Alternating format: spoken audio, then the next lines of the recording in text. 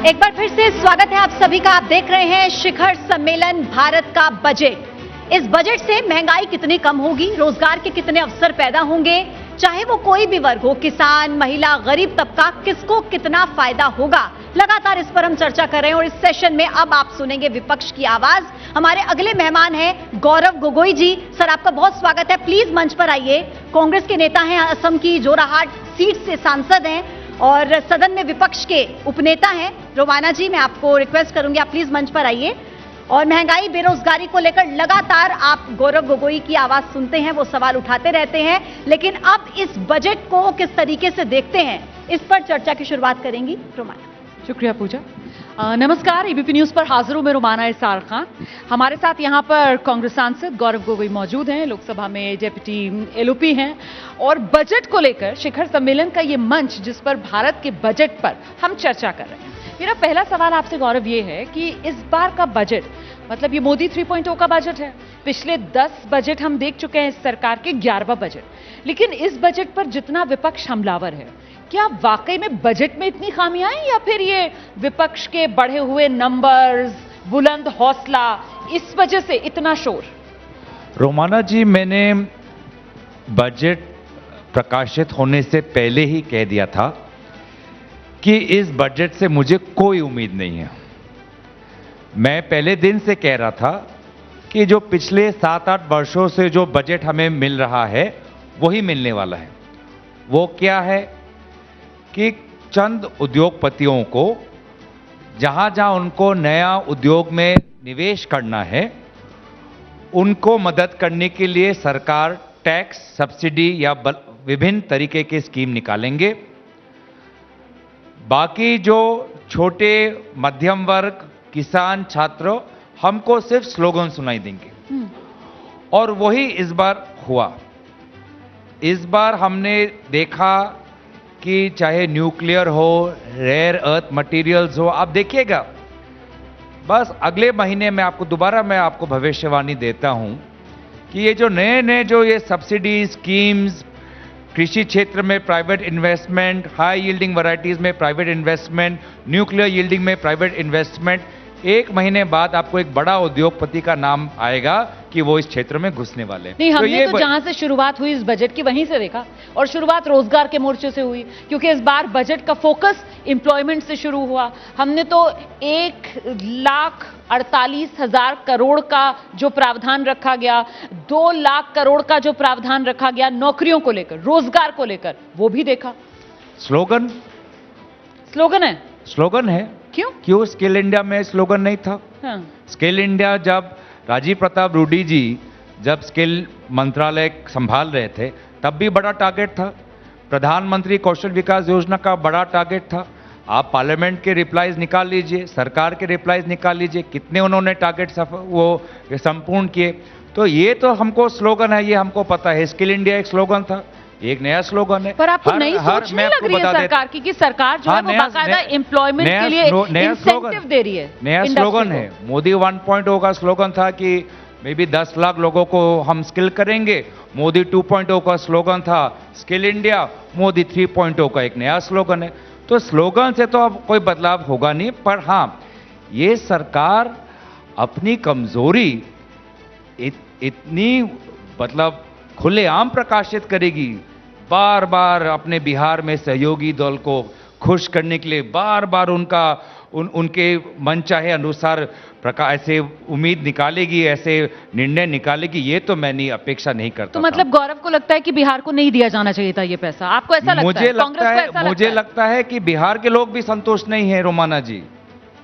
मुझे लगता है बिहार को ज्यादा पैसा दिया जाना चाहिए। मुझे लगता बिहार को भी और मदद मिलना चाहिए। बिहार के जो वास्तविक समस्याएं हैं उन पे सुधार देना चाहिए था।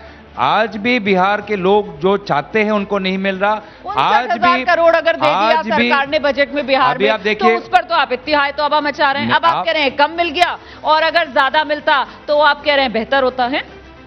बिहार में कितने सारे पुल टूटे हैं। हाँ। पिछले 1-1.5 महीने में कितने सारे पुल टूटे। मैं तो बोल रहा आंध्र प्रदेश के लोग भी खुश नहीं है। हमारी आपत्ति कहां है कि आप यूनियन ऑफ इंडिया है, आपका काम है हर प्रदेश को समान अधिकार। आप कोऑपरेटिव फेडरलिज्म की बात कहते हैं, चलो एक और स्लोगन, वो तो कभी झूठ ही होना था। तो आप सबका नाम, सबका ध्यान देते, पर नहीं किया। और जहां पे आपने जो 2 राज्यों में जो आपने काम किया, उन राज्यों के लोगों के हित में नहीं, उन राज्यों में जो 2 दल हैं उनके नेता के साथ आपका अच्छा ताना बाना चलता रहे।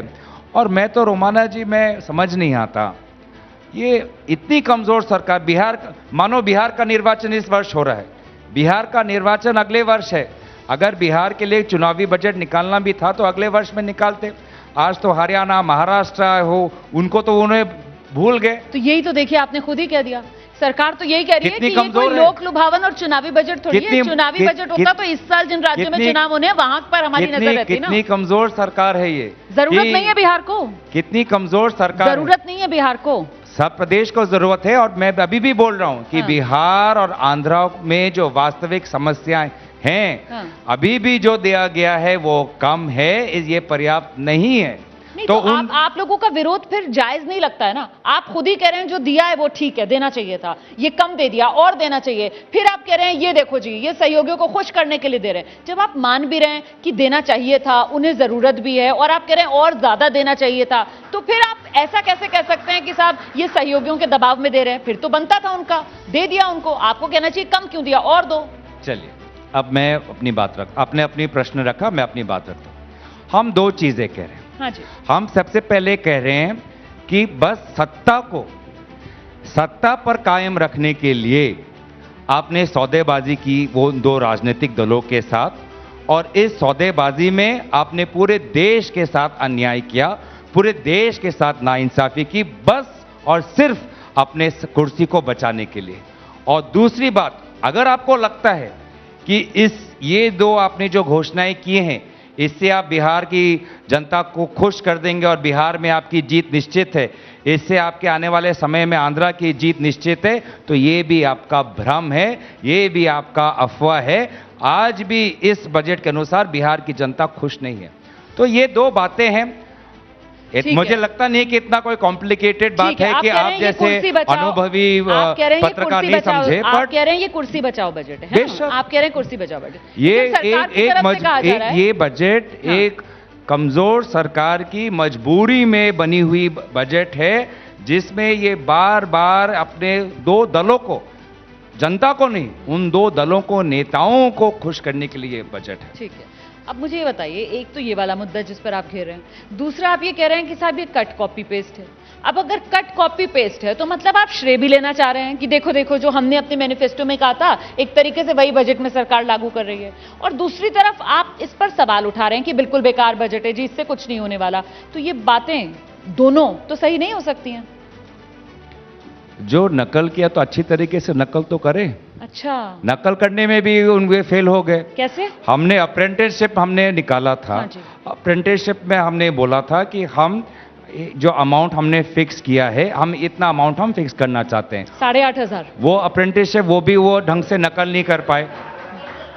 तो जो भी अगर नकल भी करना है, थोड़ा बहुत जो नकल किया वो भी ढंग से करते। एंजल टैक्स हमने कहा था कि एंजल टैक्स में आप इसको हटा दीजिए, उन्होंने एंजल टैक्स किया। लेकिन इंडेक्सेशन के साथ जो उन्होंने ये जो फेरबदल किया है, उससे आज मुंबई में मुंबई के लोगों को फ्लैट खरीदने में कितनी और परेशानी होगी आप लोग जानते हैं। तो इसलिए मैं कहता हूं नकल करो।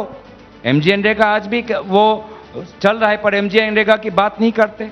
आज अगर एक स्कीम है जिसने कोविड के समय लोगों की मदद की, वो एमजीएनरेगा है, मनरेगा। एमजीएनरेगा, मनरेगा, आप जैसे आप उचित समझे। तो नकल करिए तो अच्छी तरीके से करिए। सुझाव लेना है तो सुझाव लीजिए हमसे। हमने पहले दिन से कहा कि हम एक सकारात्मक सकारात्मक विरोधी बनना चाहते हैं। हम भी कबूल करते हैं कि हमारे पास वो संख्या नहीं है जिससे कि हम सरकार बना पाए, लेकिन हमें शत्रु की तरह ना ले। अगर हमारे पास कोई सुझाव है, अगर कोई अच्छे सुझाव है तो लीजिए। प्रधानमंत्री मोदी जी बात कहते हैं सहमति, लेकिन कथनी और करनी में फर्क है। सहमति की बात करते हैं जब हम बोलते हैं कि डिप्टी स्पीकर परंपरा के अनुसार आप विरोधी पक्ष को दीजिए, वो नहीं मानते। हम सहमति की बात कहते हैं, हम बोलते हैं कि मणिपुर की बात सुन लीजिए, वो नहीं सुनते।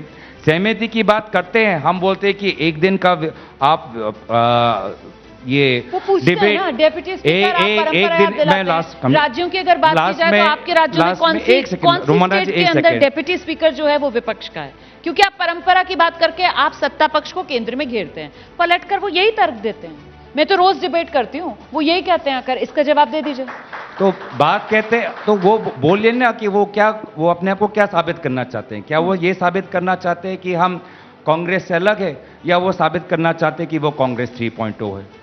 बोलिए ना, तो वो भी अपना वो करे। अच्छा, क्या करना चाहते हैं? तो मतलब जो कांग्रेस करती है वो गलत है, बीजेपी उसका पालन नहीं। अगर उनको बोलना है कि कांग्रेस जो करती है गलत है, तो कांग्रेस का क्यों नकल करते हैं?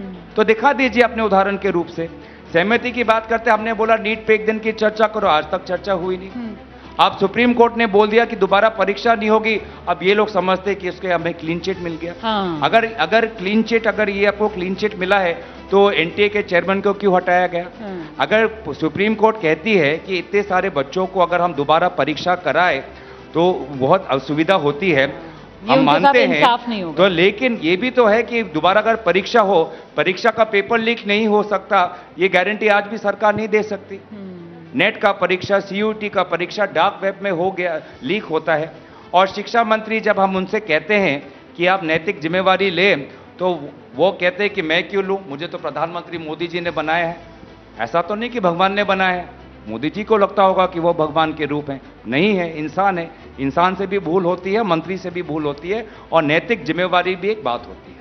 ठीक है, आप यहाँ पे बहुत फोकस कर रहे थे कि साहब इस बजट में जो सरकार है वो मजबूर सरकार है, उसका फोकस बस 2 ही स्टेट्स पर रहा। लेकिन सरकार की तरफ से तो 2 स्टेट्स नहीं, 2 दल जो 2 राज्यों के अंदर शासन कर रहे हैं। 2 स्टेट्स नहीं, ठीक है 2 दल। ठीक है, लेकिन सरकार तो कहती है कि उसने तो कोई भेदभाव किया नहीं है। वो तो बताती है किस तरीके से सभी स्टेट्स के लिए कुछ ना कुछ है। और नाम लेने की जहां तक बात हुई तो वो तो सिक्किम का नाम भी और हिमाचल प्रदेश का नाम जब ले रही थी वित्त मंत्री निर्मला सीतारमण बजट भाषण में, तो बाकायदा मैंने गौर किया कि उनकी नजर विपक्षी दलों की तरफ, जो जहां पर विपक्ष के सांसद बैठे हुए थे, आपकी तरफ भी शायद उन्होंने देखा था ना।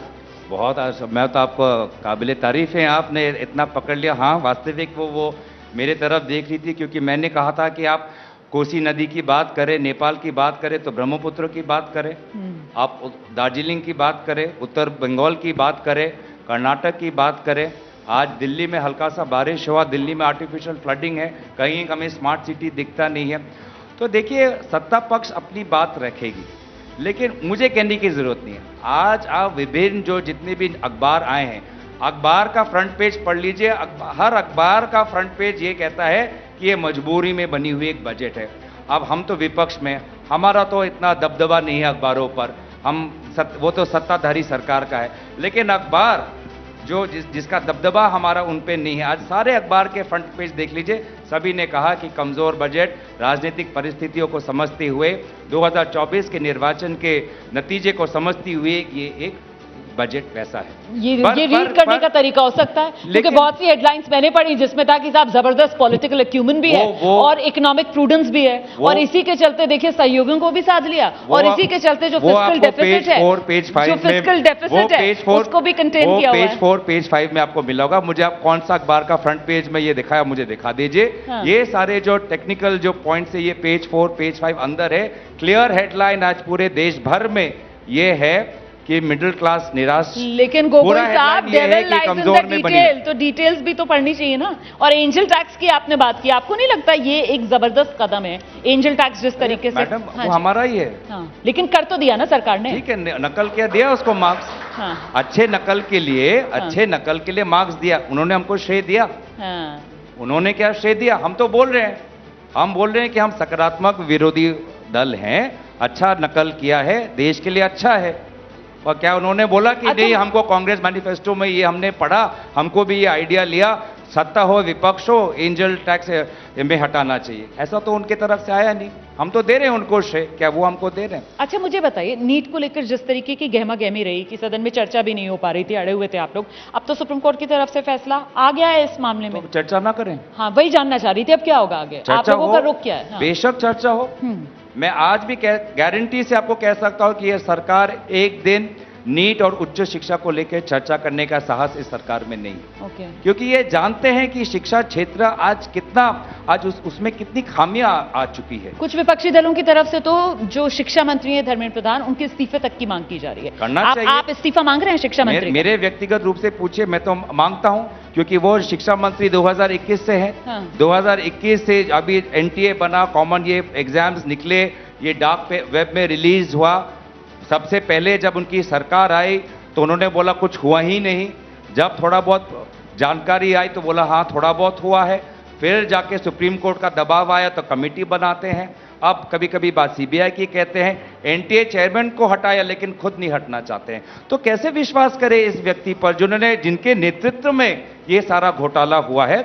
और भले आदमी है, पर मुझे लगता नहीं कि जैसे राहुल गांधी जी ने कहा कि ये समस्या आज इतनी बढ़ चुकी है, ये धर्मेंद्र प्रधान जी से अकेले ये समस्या समाधान नहीं हो सकती। तो किससे होगा? देखिए, इसमें सबको हमें विचार करना पड़ेगा। हाँ। क्योंकि आज शिक्षा में कोचिंग सेंटर्स की जो तो प्रभाव आप लोगों आ ने गया है। सुझाव दिए? स्पीकर साहब ने कहा था ना सुझाव दीजिए। चर्चा तो हो, कहां दे सुझाव? अच्छा, तभी देंगे। नहीं, चर्चा तो हो, समय ठीक करे। हाँ।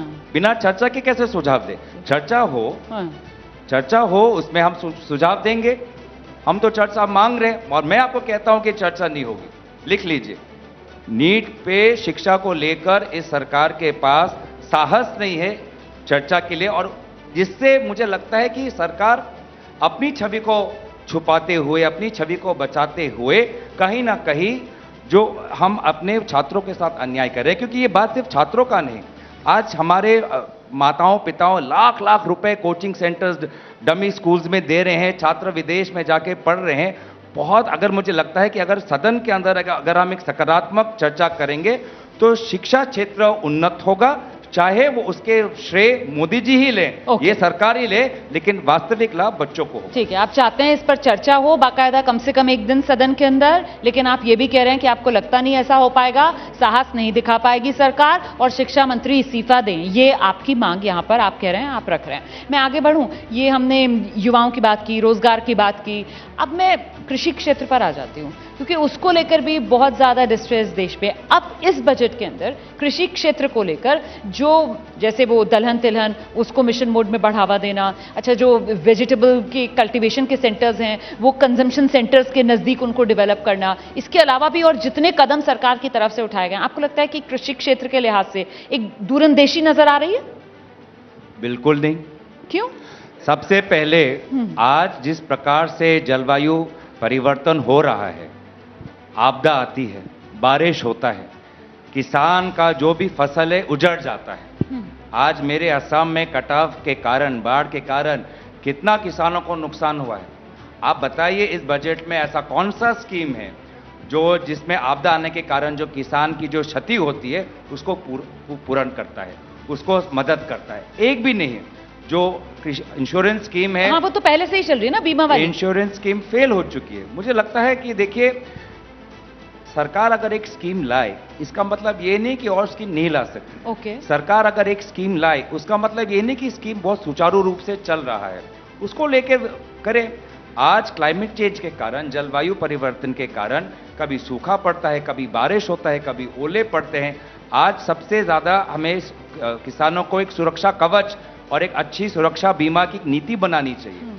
दूसरी बात ये है, एक मिनट, पहली बात पर ही कि वो बीमा वाला तो सरकार की तरफ से देखिए कह दिया जाएगा, पहले से ही एग्जिस्ट करता है ना, और कितना नुकसान हुआ है उसके मुआयने के लिए बाकायदा तकनीक, ड्रोन का इस्तेमाल भी। और अभी इस बजट में, क्योंकि आपने ये बात रखी, तो सरकार की तरफ से तो कहा गया है ना कि हम ऐसे वो सीड्स जो हैं उसकी तरफ ध्यान देंगे जो मौसम के बदलाव से कम प्रभावित हो। तो ये तो फसल बचाने की भी एक नई कोशिश है जो इस बार दिख रही है। रोमाना जी, सीड्स को लेकर रिसर्च हमारी इंडियन एग्रीकल्चर रिसर्च इंस्टीट्यूट पिछले 20 साल से कर रही है। ये सरकार, अगर सरकार ये कह रही है कि 2024 में 21वीं सदी में हम सीड्स को लेकर रिसर्च करेंगे, सीड्स को लेकर तो हम ग्रीन रेवोल्यूशन के समय से हम रिसर्च कर रहे हैं, तो ये कौन सी नई बात कर दी? ये तो ऑनगोइंग बात है, ये तो हम कर ही रहे हैं, ये तो हो ही रहा है। कोई भी प्रदेश के एग्रीकल्चर यूनिवर्सिटी में चले जाइए, चाहे असम में जाइए, चाहे बिहार में जाइए, रिसर्च हो रहा है। यही तो हम बोल रहे हैं कि उनकी सोच कितनी सीमित है। अगर यही उनको बोलना था कि अभी जो पूरे प्रदेश में जो बाहर का और कटाव, ओला से जितने किसानों का नुकसान हुआ, ये बोल रहे कि अच्छा हम रिसर्च करेंगे। ये तो हो रहा है, इसमें नया क्या वो करेंगे। तो इसीलिए मुझे लगता है कि कृषि क्षेत्र को लेकर जलवायु परिवर्तन के संदर्भ में हमें और सतर्क होना है। आज सबसे ज्यादा अगर कोई रिस्क उठाता है रोमाना जी, एक स्टार्टअप हो, म्यूचुअल फंड हो, आज से ज्यादा सबसे ज्यादा कोई रिस्क उठाता है तो वो भारत का किसान है। कब बारिश हो पता नहीं, कब फर्टिलाइजर आए पता नहीं, कब बीज आए पता नहीं, कब उचित मूल्य मिलेगा पता नहीं, कब मेरा यहाँ पे मुझे सरकार से कोई राहत मिलेगी, केसीसी लोन मिलेगा, अगर लोन में नहीं दे पा रहा ऋण माफ होगा।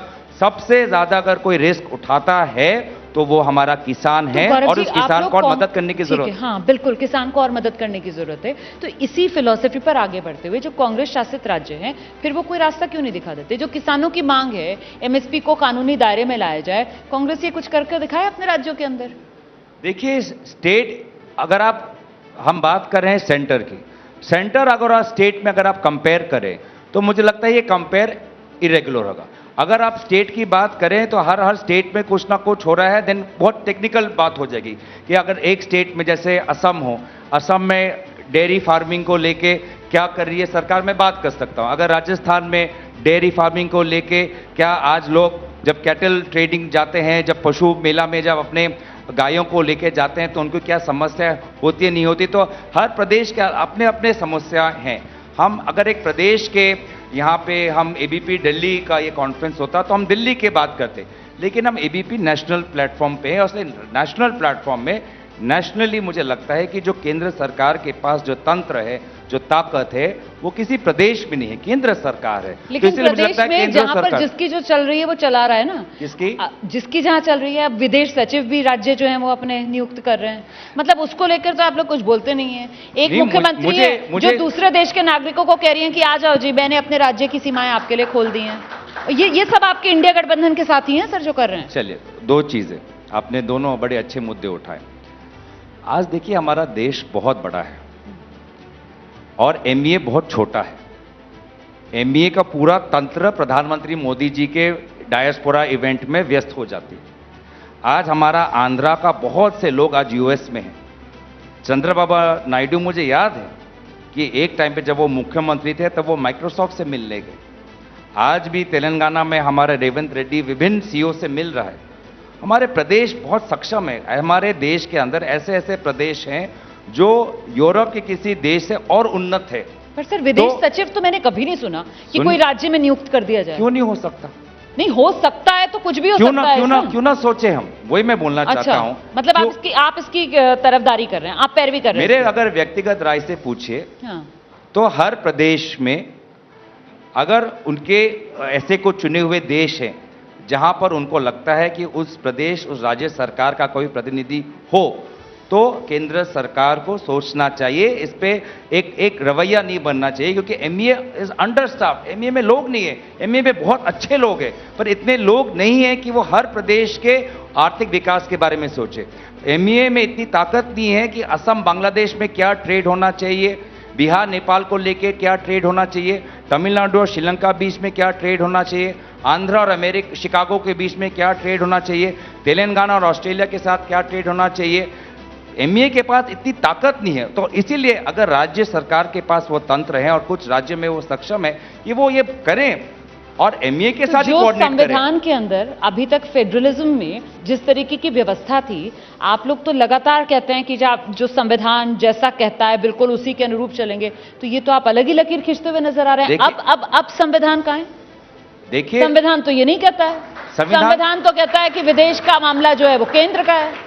तो इसमें जब हम समिट्स, हमारे चीफ मिनिस्टर जाते नहीं है समिट्स में, वो तो चीफ मिनिस्टर जाते हैं तो ये तो सरकार सचिव की बात कर रही हूं कि आप राज्य के अंदर विदेश सचिव तो कभी नहीं सुना ना। देखिए, ये बात तो ट्रेड को लेकर है। अभी केरला का बहुत से लोग आज उनके डायस्पोरा मिडिल ईस्ट में है। मिडिल ईस्ट में क्या हो, डायस्पोरा में आप देख नहीं रहे कुवैत में किस प्रकार से लोग आज उनकी हत्या हो रही है, उनकी जहां इमारतों में रहती है वो जल जाते हैं। तो क्या मेरा दायित्व नहीं बनता कि अगर मेरे लोग बाहर के किसी एक देश में हैं वो हमारे भारतीय नागरिक उस देश में सुरक्षित है कि नहीं, मेरा दायित्व नहीं बनता?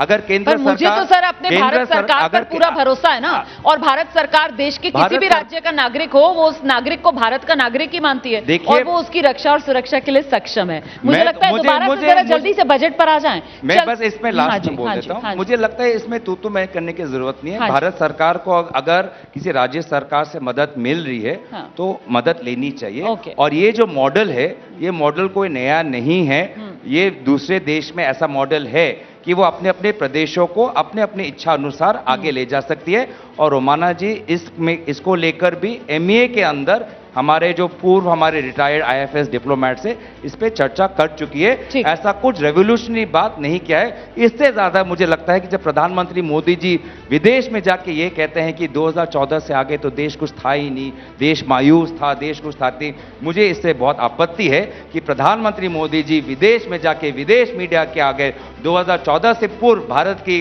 को बदनाम कर रहे हैं, छवि धूमिल कर रहे हैं। मुझे इसमें मुझे बहुत आपत्ति है। ठीक है सर, अब दोबारा से बजट पर आते हैं। चलते चलते इस बजट में कोई एक बात जो आपको अच्छी लगी हो, या फिर इस बजट से आपको कुछ लग रहा है कि किस दिशा में देश आगे बढ़ेगा? देखिए, मुझे इस बजट में जैसे कि मैंने कहा कि उन्होंने अप्रेंटिसशिप को नकल किया, अच्छा नकल नहीं किया, शायद सुधार करे, अमेंडमेंट लाए। उन्होंने इंजल टैक्स की नकल की और इंडेक्स वो अच्छा नकल किया, लेकिन इंडेक्सेस को लेकर आज रियल एस्टेट खरीदना जो मुश्किल है उनको उसमें थोड़ा सोचना चाहिए। और वो एनर्जी को लेकर ये सरकार आज न्यूक्लियर एनर्जी की बात करती है, ग्रीन एनर्जी की बात करती है जी, यहाँ पे आगे बढ़ना चाहिए, पर ऐसा नहीं कि हर उद्योग क्षेत्र में एक ही उद्योगपति को वो मदद करे। हमारे भारत में बहुत आप तो दो के नाम लेते हैं, एक थोड़े दो की बात मैं तो बोल रहा हूं हमारे उद्योग में ठीक है सर, 20-25 अच्छे उद्योगपति हैं, सबको दीजिए। अगर मुझे लगता है कि अगर एक उद्योगपति देश के विभिन्न उद्योग क्षेत्र में वही उनका ही दबदबा रहेगा, उनका ही मोनोपोली रहेगा, उनका ही कार्टेल रहेगा, तो इससे ग्राहक को न्याय नहीं मिलेगा और देश की सुरक्षा, राष्ट्र सुरक्षा के साथ हम खिलवाड़ करेंगे। बहुत शुक्रिया गौरव गोगोई जी, इतने विस्तार से अपनी बात रखने के लिए। बजट पर यह विपक्ष की प्रतिक्रिया है, सिरे से खारिज करता हुआ इस बजट को कि साहब इससे देश का फायदा नहीं होने वाला। हाँ, 2 सहयोगी दलों और एक उद्योगपति कह रहे हैं वैसे गौरव गोगोई, लेकिन इनके नेता राहुल गांधी जो है वो 2 ए लिखकर, मैं भी 2 समझता था, पर अब एक को ही हो रहा है, एक का ही हो रहा है मामला। चलिए ठीक है, तो यहाँ पर अब एक उद्योगपति को लेकर निशाना साधा जा रहा है मोदी सरकार पर इस बजट पर। बहुत शुक्रिया आपका हमारे साथ बने रहने के लिए। बस छोटे से ब्रेक के लिए यहाँ पर रुक रहे हैं, एक और खास मेहमान आगे हमारे साथ इसी मंच पर होंगे, आप रहिए हमारे साथ, फौरन लौट रहे हैं। बहुत शुक्रिया गौरव जी।